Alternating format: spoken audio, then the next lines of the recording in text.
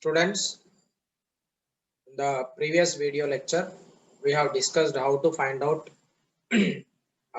what is the importance of moment of inertia and basic formula for calculating moment of inertia.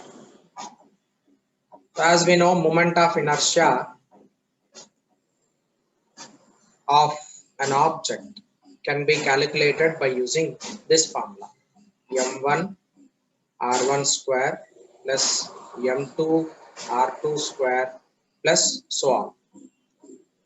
This is the basic relation which we will be using to calculate moment of inertia.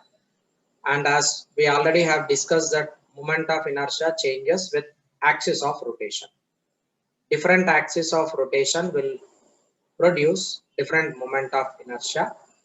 We will verify that in today's lecture, and we will also find out how to calculate moment of inertia of point massless objects. Students, we have four different masses which are placed at the vertex of a square. I want to now calculate moment of inertia with respect to different axes. I'll mark those axes. This is first axis of rotation. And next, this is second axis of rotation. And next we can calculate moment of inertia with respect to this axis of rotation. And we can calculate moment of inertia with respect to axis which is at the center perpendicular. Right? Let me take this as I1, this as I2, this as I3, and this as I4. Four different axes we have. I want to now find out moment of inertia with respect to these four different axes of rotation. So it is like you have a like, let me consider this is a mass. Well, like four masses are here: 1, 2, 3, 4. Four different masses we have, and this can be rotated with respect to axis. Like this is one axis of rotation, this is one axis of rotation, and this is another axis of rotation. You can rotate it like this, right? Like that, we have different axis of rotations with respect to these four masses which are situated at different points. I want to now calculate moment of inertia with respect to each axis of rotation. Now in this first one, we have, I want to calculate moment of inertia of this first axis. So moment of inertia about axis 1. Moment of inertia about the axis 1. See here, m and 4m masses are exactly on the axis. So what is its perpendicular distance with the axis? 0. And m, 3m and 2m, those are placed at a distance a. Each side of this square is given as a. Now 2m is situated at a distance a from the axis. 3m is also situated at a distance a from the axis of rotation. So in order to calculate moment of inertia, I'll just write it as I1 is equal to m into 0, because this mass is exactly on the axis, and next 4m into 0. This 4m mass is also exactly on the axis. Next plus 3m. This 3m is making how much length? A. So 3m into a square plus 2m into 2m is making length a from the axis, right? This length. So that is a square. Okay. This gives you I1 is equal to 3m a square plus 2m a square. I1 is equal to 5m a square. This is moment of inertia I1. Okay, that's I1. Next, I want to calculate moment of inertia with respect to second axis.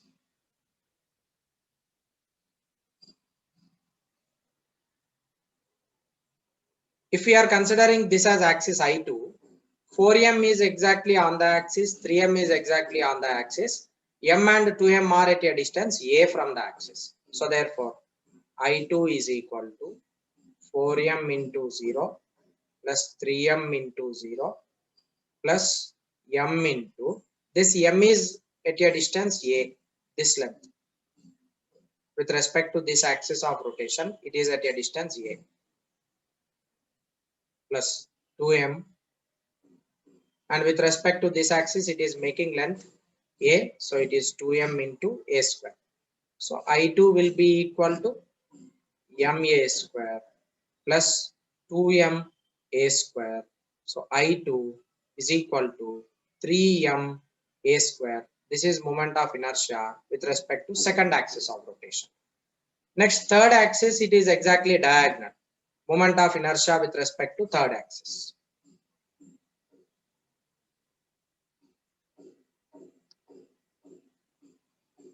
Diagonal axis.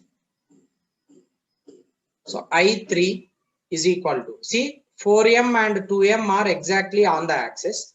Therefore, 4m into 0 plus 3m into 0 plus this mass m is placed at half of the diagonal of this square, and this mass is also placed at half of the diagonal of the square. Therefore, I can write it as m into diagonal by 2 whole square plus 3m into diagonal by 2 whole square.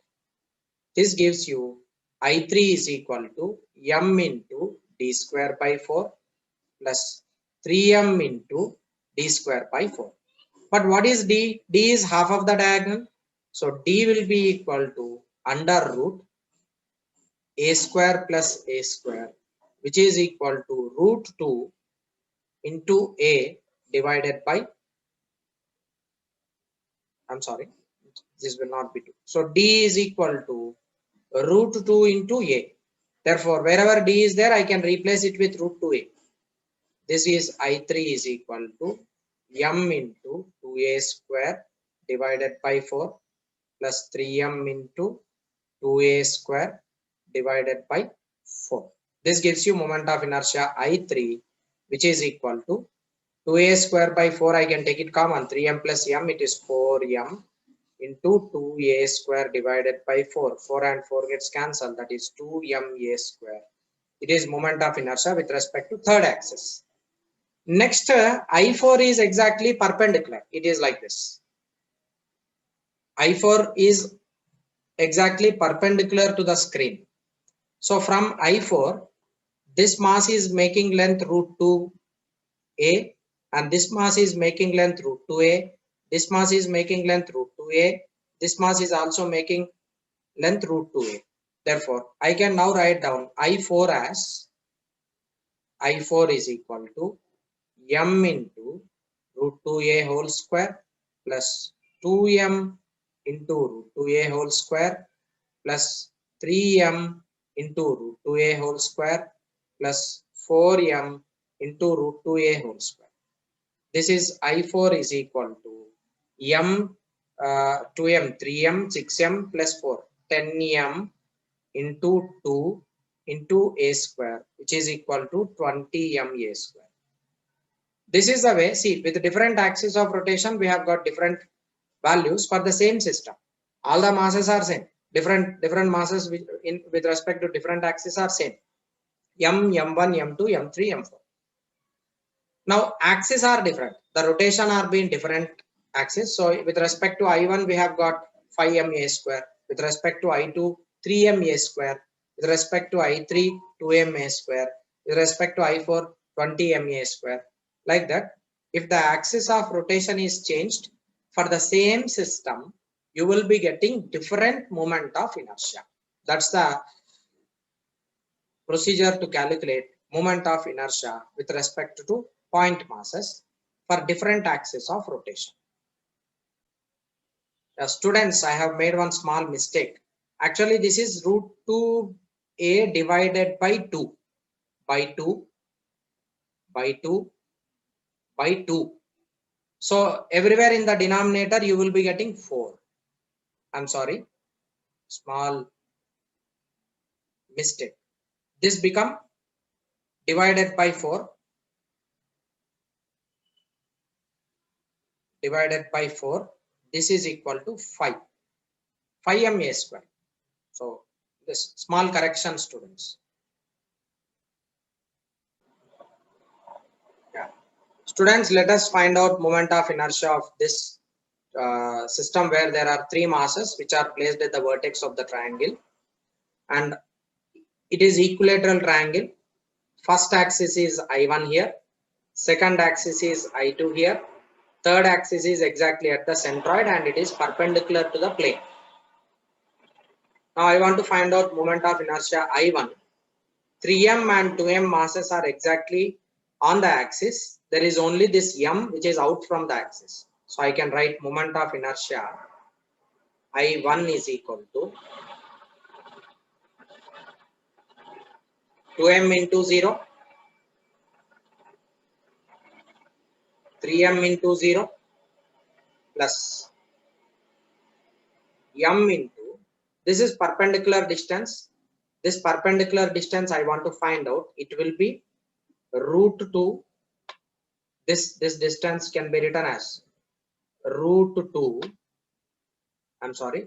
Let me make it as simple. This is a square is equal to a by 2 whole square plus x square. A square minus a square by 4 is equal to x square. That is 4a square minus a square, it is 3.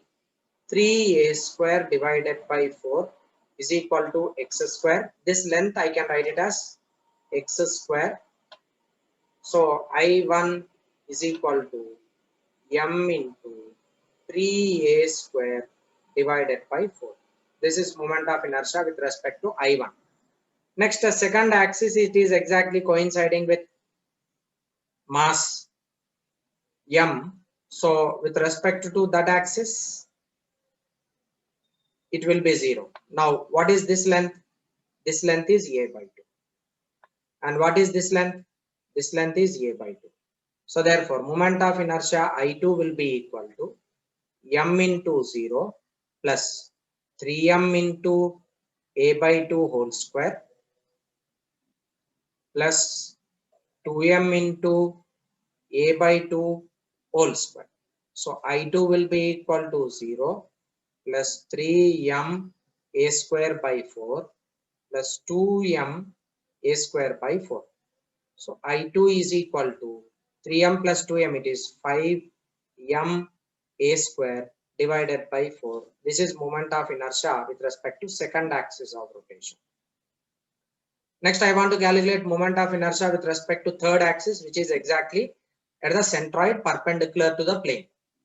So centroid length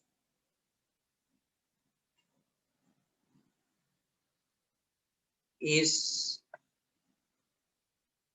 d equal to a divided by root 3. This is centroid length. So therefore, I can write moment of inertia I3 is equal to m into a by root 3 whole square plus 2m into a by root 3 whole square plus 3m into a by root 3 whole square. This is equal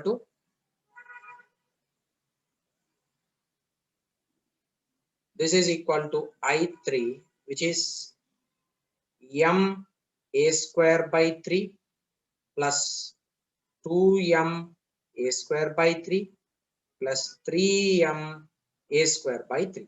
So I3 can be written as m to m 3m 3 3 6m 6m a square by 3. This is equal to 2m a square. This is moment of inertia with respect to third axis of rotation. Yeah. So we have different masses here. It is m, and this is 2m, and this is 3m, and this is 4m. Distance here along y direction is a, along x-axis it is 2a. You should find out moment of inertia with respect to I1, I2, and I3. I3 is this axis. First I'll calculate I1. I1 is equal to 4m mass is exactly on the axis, so it is 4m into 0. 3m is exactly on the axis, it is 3m into 0 plus m is at a distance of a, this length is a, so it is m into a square plus 2m is at a distance a, 2m into a square. So I1 will be equal to ma square plus 2ma square. So I1 will be equal to 3ma square. This is I1.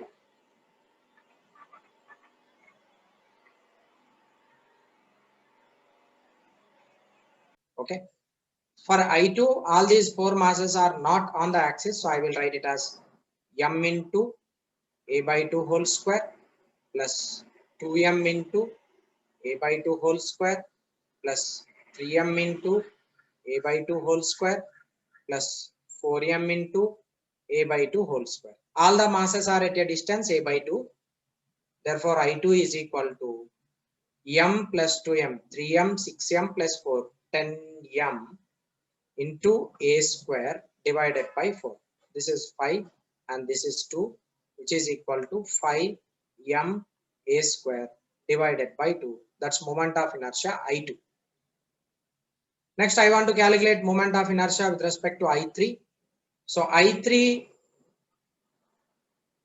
m is at a distance a, 2m is at a distance a, 4m is at a distance a, 3m is at a distance a. So therefore, I3 I can calculate just by substituting masses over here and distances over here. M into a square plus 2m into a square plus 3m into a square plus 4m into a square, which is equal to 10m into a square. So I3 will be equal to 10m a square. This is the way you should calculate moment of inertia. In this question, two masses are at different positions. They are not directly giving you perpendicular distance. So remember that moment of inertia I is equal to m into perpendicular distance from axis. Perpendicular distance from axis whole square. So I want to now calculate first perpendicular distance. This is perpendicular distance from the axis for the first one. And next, this is another perpendicular distance which is from the axis. Okay. Now I can take this triangle O, A, B and C. Now from triangle OAB, I can write sine 30 is equal to AB divided by R, because from this hypotenuse is R, I want to find out AB length. So I have took sine 30 instead of cos 30. So AB is equal to R into sine 30 is 1 by 2, that is R by 2. That is AB value we have calculated. Next, I want to find out remaining distance. This distance, it is right, it is equilateral triangle. Check it up. This angle is 30. Obviously, this becomes 60. This becomes 60. And obviously, this also will become 60. So, triangle OBC become equilateral triangle from figure. Therefore, OC is equal to R, where R is the separation. So moment of inertia I will be equal to m into R by 2 whole square plus 2m into R square. This is m R square by 4 plus 2m into R square. mr square plus 4 mr square. 4 to is 8, 8 plus 1, 9. 9 mr square divided by 4 This is moment of inertia with respect to that axis. So far we have learned how to calculate moment of inertia of point masses. So simply for point masses, we will look at perpendicular distance and use mr square formula. But for rigid masses, it is different. Rigid mass is like a rod, a ring, a disc, and a square lamina, a square plate, a hollow sphere, and a cone, etc. These all are extended objects. These are extended objects. They are called rigid, extended masses. These are extended rigid masses. So whenever we are dealing with extended rigid masses, what you do? We already have moment of inertia. I is equal to summation I to 1 to n mi ri square. So whenever it is moment of inertia for rigid bodies, what you will do? Summation is replaced with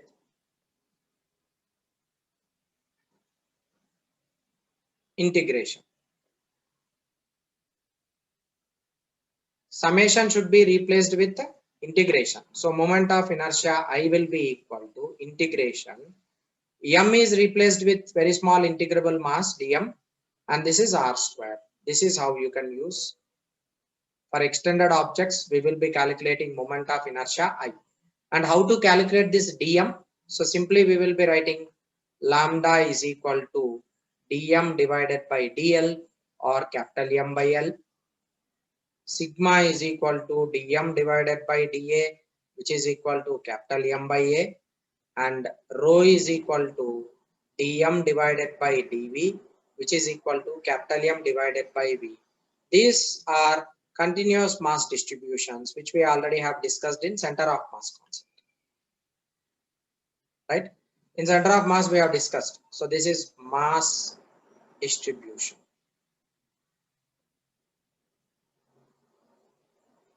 So this mass distribution formulas you will be using, and we will be finding out dm mass. So once if you calculate dm mass, you can substitute that dm mass over here so that you can find out integration and you can find out moment of inertia of the rigid bodies. So remember, moment of inertia of rigid bodies are always calculated with the procedure of integration and differentiation.